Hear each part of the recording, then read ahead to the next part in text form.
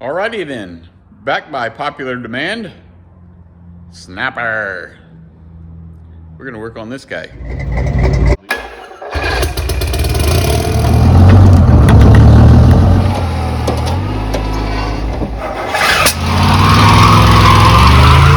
What I'm gonna be working on right now is the fuel system for the little snapper. Had the carburetor cleaned. It's in pretty good shape.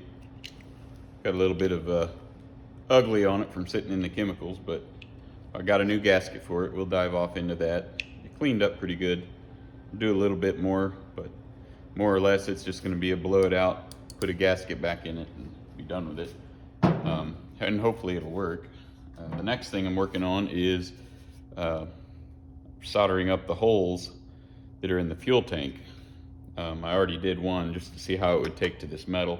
It doesn't want to lay on it super good, probably in part because there's some, not chemicals, but there's a little bit of residue and stuff inside the tank still that when you're heating it up, it's trying to come up, you know, heat rises kind of thing. But all I need to do at this point is plug the holes so that I can put my red coat tank sealer in it. I usually use a combination of my little torch, heat the metal up, get it, you know, where the whole piece is uniformly warm. It can heat it up a lot faster than this can, especially this being a little cheapo. So a fella can see the little holes and stuff that are in there pretty clearly. That longer one might be a humdinger to try to fix. Get it pasted up real good. That whole area. Heat the tank up.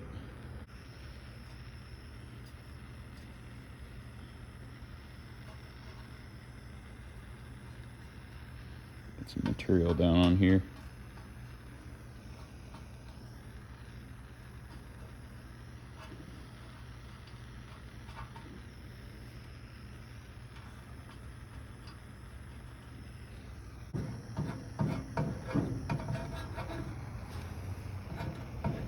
See, it's not wanting to bridge the gap. I expect that's because of contamination coming from inside the tank. Well, that was fun. I guess. So the areas that just had small spots like here and here was pretty easy. Just kind of get slicked over and finished out a little. But the areas here, I mean, it had pinholes in the middle, all the way around here, big ones here, big ones there. That gave me a run for my money. But I got the tank kind of cleaned out, dried up, bottom sealed up as well as it needs to be. Got the top of the tank kind of, the passageways that drain off into these bowls taped off. We're going to use this red coat here.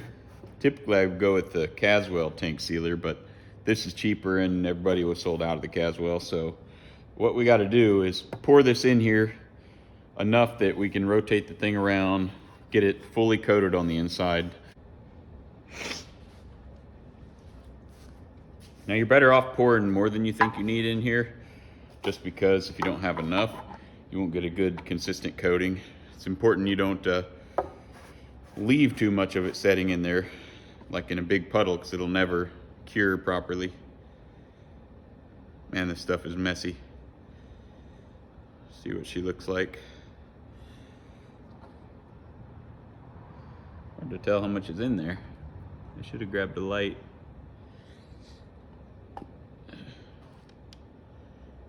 That should be plenty. Okay, I'm gonna get this out of the way before I knock it off. This is typically a big, gummy, goopy mess.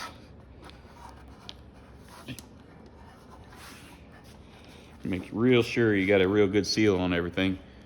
There are a couple of tiny ink pen size holes that fill up this bowl here, so I'm just gonna have to make sure I clean those out good because they're gonna dribble through.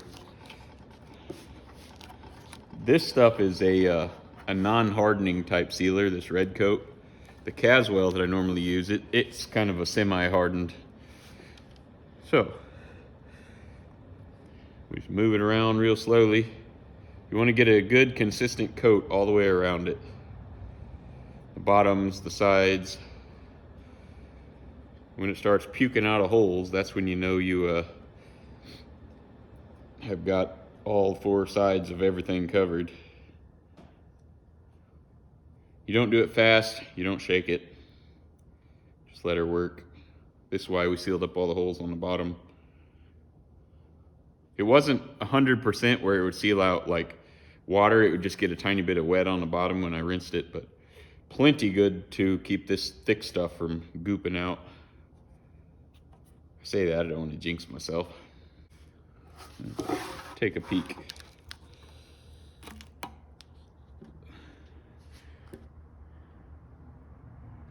Looks pretty well coated. All right, I'm confident that we got a pretty good coat in there. See how I can get this out of here without making too huge of a mess. Like I said, I'm not super worried about what winds up dripping off the top, mainly the bottom that needs sealed a lot more than anything else. Clearly, water drains downhill, not up, so. All right. It's probably gonna leave some trace amounts in there, so I'm gonna occasionally, while it's drying, I'm gonna have to slosh it around so no puddles form.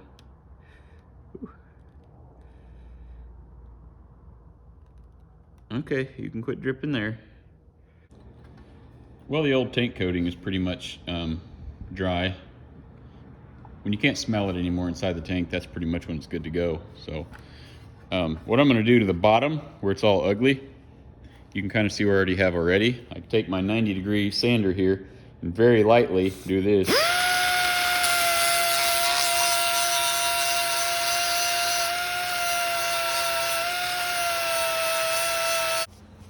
Well, I got my temporary workbench set up, some coffee,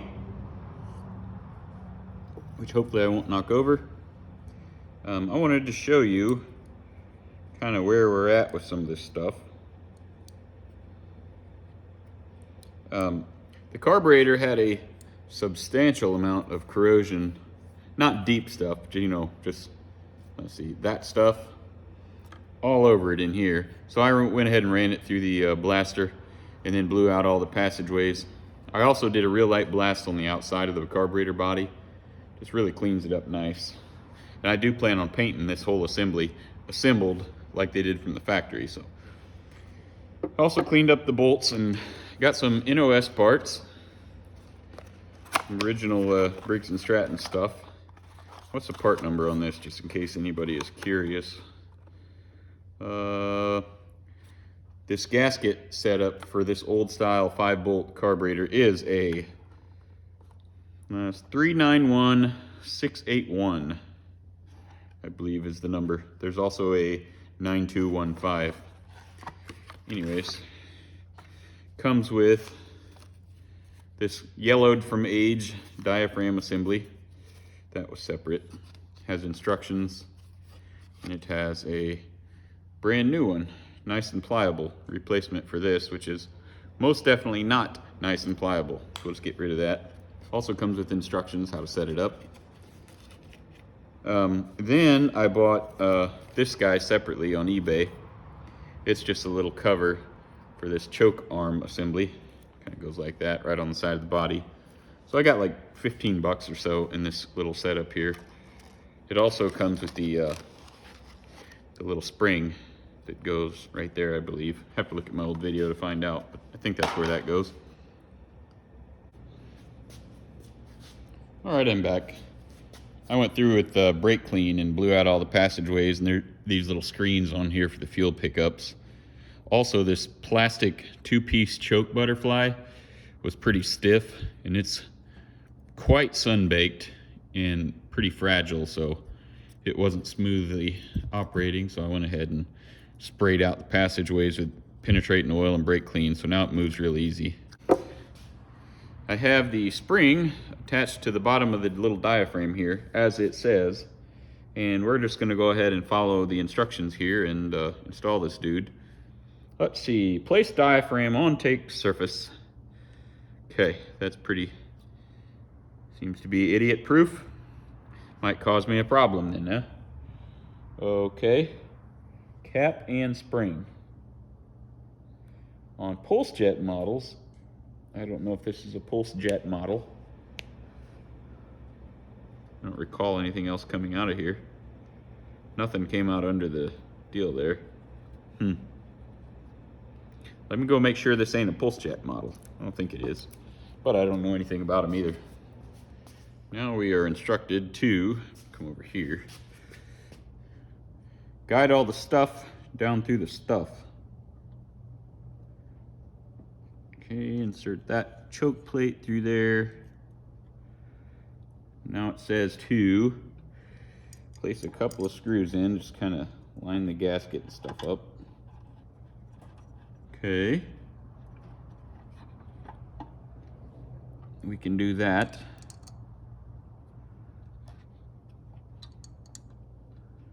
Don't want to tear this fancy NOS gasket.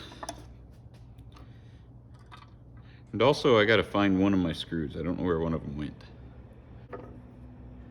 Run the last of the screws down.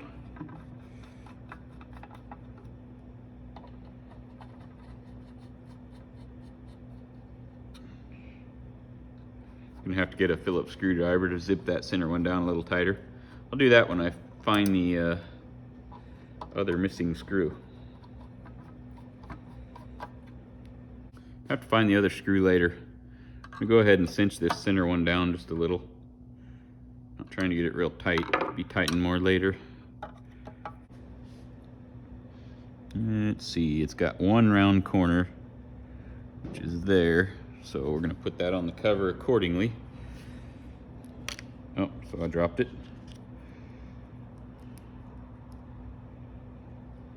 Okay, it appears to work. Set that in place. And see if this screw lines up. It does.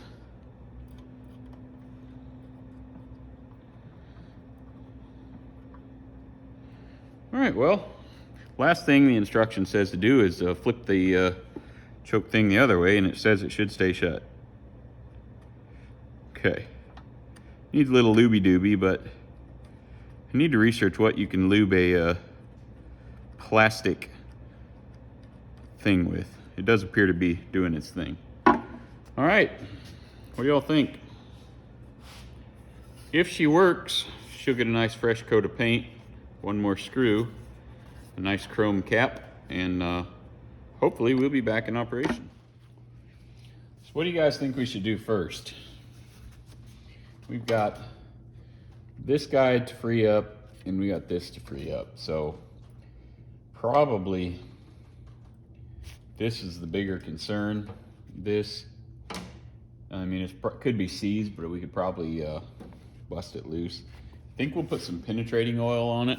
I'm gonna cycle this hand control, and you can kind of see how that's supposed to move. This is free, but this is supposed to slide on that shaft, and it ain't happening. See,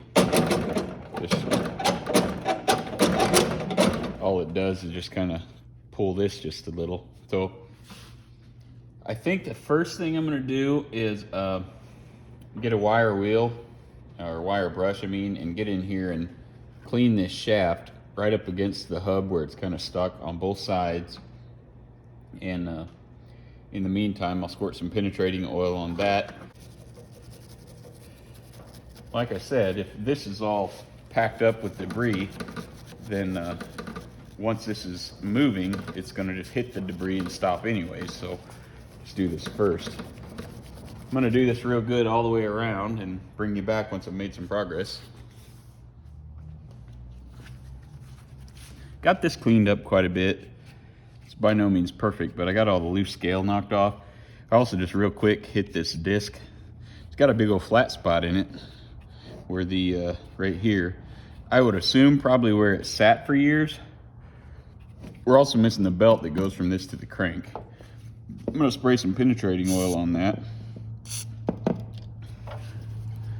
And probably just put it on everything.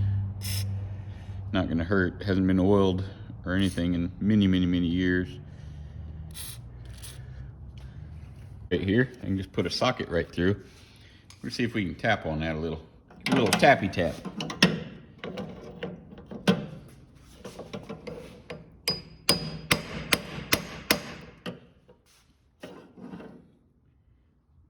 Might have moved.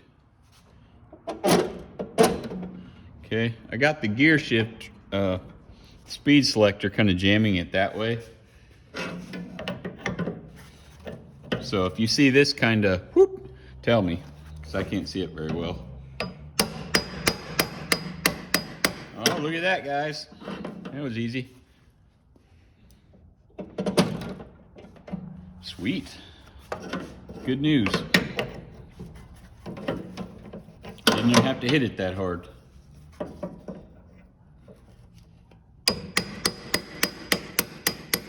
There's quite a bit of slop right here in this linkage where it's been just jammed in and jammed out.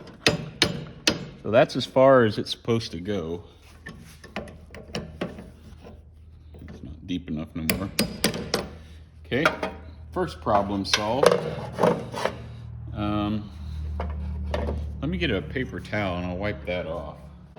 So now I got this free, I can let this stuff just sit in there and work. Let's dribble. All right. So I'm gonna cycle it a few times. I'm gonna move you a little bit. See what we get here. It's a little stiff, as can be expected. Okay, that's as far as it'll go as far as the linkage goes. But I think with a little less slop, yeah, you can see how dry that is. Okay, we're going to squirt some looby dooby on that.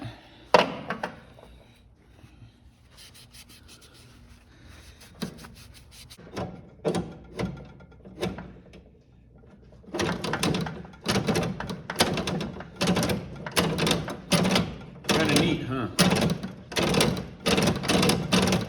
Now it's going real easy.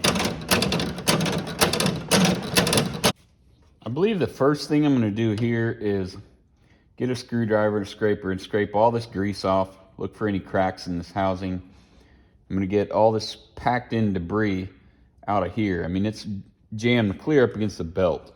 So we got to get all that crap out of there. Well, I've been cleaning and scraping and fumbling with this for a while.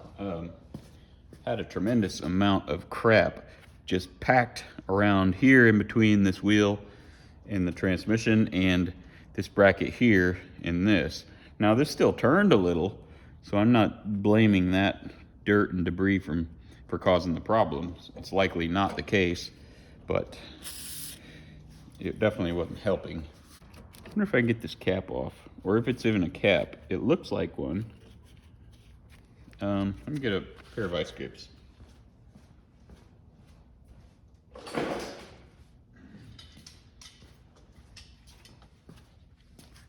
So a nice gentleman the other day came by and bought an old air compressor. Oh, that's plastic, feels like.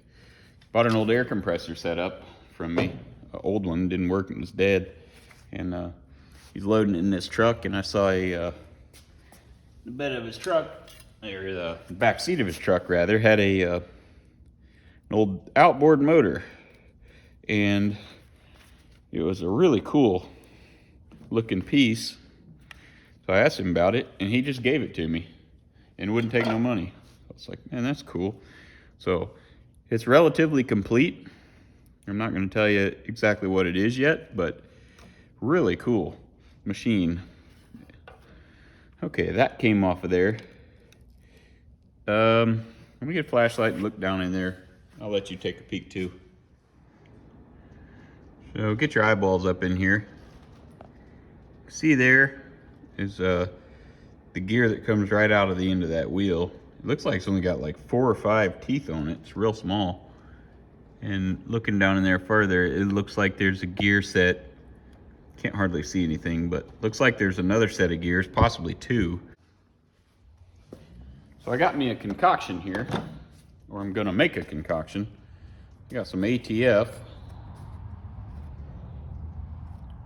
We're gonna pour that in there. See how fast it just comes pouring right back out. It's probably had a lot heavier gear oil in it, so if them seals are shot, they're gonna be dried up as they can get. They're going to immediately just start leaking all over the place. Give it a little drink of that. Then we've got the old Marvel mystery oil, which I don't know if it actually works or not, but everybody else uses it. So we'll just throw a little in there. Fill her all the way up. My thinking here is just get some fresh, wet stuff down in there, and we'll just kind of just rock them gears around. If we get it to turn, we'll go ahead and drain it all out. But for now, I just want to see if we can get it to spin, get some of this stuff kind of worked down in the bearings.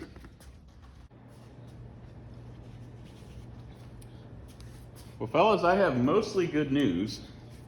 And the rest of the news that isn't good news is expected. What I mean by that is our fluid level in here has already dropped probably 1/4 of an inch in roughly 10 minutes. It's just puking out of this axle seal over here. So obviously we're going to be looking at a seal replacement. The good news is that everything seems to be turning. Still a tiny bit clunky there, but I clean this disc off that it drives on. I can turn this and it turns that, and if I put tension on the drive mechanism here, it is actually turning the wheels. So see, that'd be reverse. Okay, that's the right direction. So everything in here seems to be freeing up. It's freed up enough that there's a nut over here. I'm going to put my drill on here. I'm going to hold the drive here up against the belt, and with my drill I'm going to turn it and see if we can get a full revolution out of the wheel. That would mean that the gear set in there has made a full revolution. Right now I just want to see if we can make some fireworks. I don't know if this drill is strong enough. It's about wore out, so I know it'll turn that. Okay, I'm gonna put a little tension on there. Just keep tension on the belt. Let's see, that's forward. Look at that, fellas. Oh, getting tight. Go the other way. I don't have the tension on the belt so tight that it'll grab and snap. It's probably got all kinds of debris and stuff in there. It gets to that one spot and wants to stop. Probably just one spot on the big gear on the axle that's got either heavy dirt or rust deposits on it. Right there is where it gets to it. I do believe that I located the primary source of the leak. See where this pulley, the drive shaft goes in through the side of this case. I assume there's probably like a little dimpled socket in here that the other end of that goes in. Look how much play this has in it. See the forward and back movement there, and in and out. See when I try to, you can't really tell well that way. Pretty much there's an air gap all the way around this pulley where it goes in there. So whatever bushing or bearing or whatever was in there has failed. So anytime any oil slings up to that point, it just runs right down the face of this pulley. Look how easy she turns.